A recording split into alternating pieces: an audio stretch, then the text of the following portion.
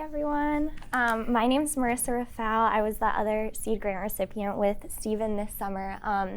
And I worked on an initiative that actually I started working on junior year of college. So I've been doing it for a while, but didn't make nearly the amount of progress I was able to just in the 9 weeks of this summer with eCenter support. As some background, I was a child development major, so I just finished that up in May, but I'll still be at UNH for a 5-year program. I'm doing a master's of public policy, and I'm from Somerville, Massachusetts. I grew up where the sea otter's eating the pizza. So the Toy Library Network is an initiative. It's completely student-run. Toy libraries exist in about 30 other states. New Hampshire was not on the list. Our model is one that allows students to get real-world work experience here in New Hampshire. There's a brain drain issue. People are leaving, especially students who just graduated. So we've created a system where students can run these toy libraries for local communities, so children have access regardless of their ability level or their economic status to enriching toys and games. As I said, I'm a child development major. Other people on the team study occupational therapy. There's students here too. They know a lot about adapted toys for children with disabilities. We just added a marketing student. We really want it to be interdisciplinary. But that was what we had before this summer, was like this really big idea, a couple of people, and a little bit of seed funding. So it was those 3 things. And then after this summer, we have an actual business model. We have marketing plans with Catchfire Creative. They just sent us a real logo instead of our hand-drawn notebook paper one.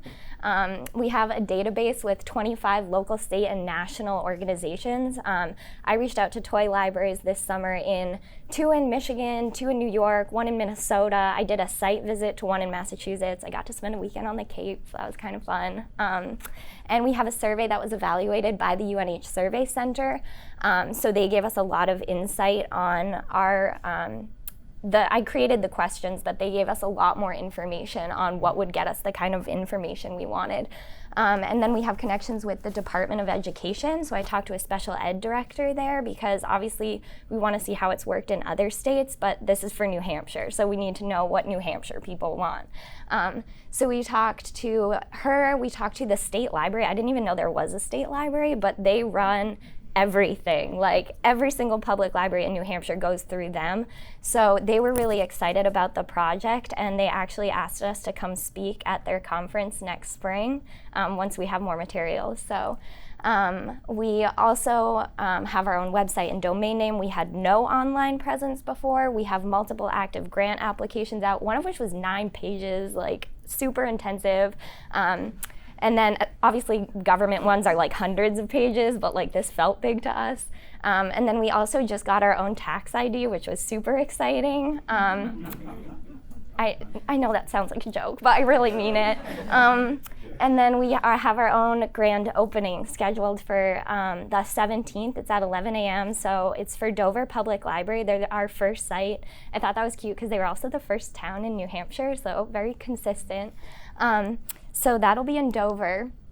And then 3 big things I learned. I learned a ton, so I just grouped it into themes.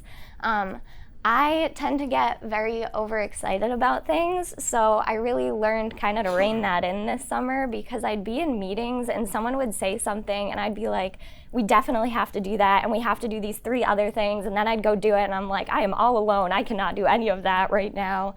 So I kind of learned to give myself a chance to pause when I'm in meetings, and even if someone says something, like instead of saying like we can definitely do that, like we can definitely think about that kind of thing. So that was one. And then decision making too. I like to collect information, which is, on the one hand, it's why we have all the contacts we have, I think, but it's also it becomes difficult to make a decision when you're getting lots of conflicting information from different people. So I had people saying, this is going to be your only shot to become a nonprofit. Don't blow it. You have the resources now. Do it. And then I had people saying, that's ridiculous. Like, you have access to a university. Keep them as your fiscal agent. And ultimately, I was getting a lot of different feedback, and I was just like, I have to make a decision, and we need to do this. Like, it was just game time. Like, I think this is the best option for us, and I feel very happy that we did that.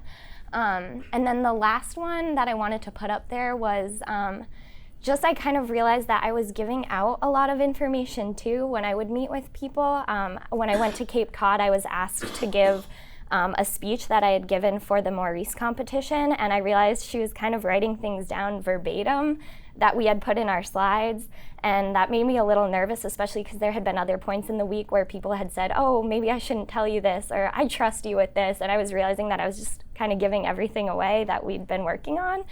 So I kind of learned to be really careful about stuff. And then I think one of our biggest challenges, honestly, it sounds silly, but I was a child development major. I didn't study IT or CS, so developing a website, even though we used a platform, like I wasn't coding with HTML or anything, like we used a platform, but it was very difficult kind of making sure everything was operable and communicating with our email and everything. I spent so much time with customer service on Wix. It was the worst hold music I've ever heard in my life. It was just like 3 tones on an infinite loop.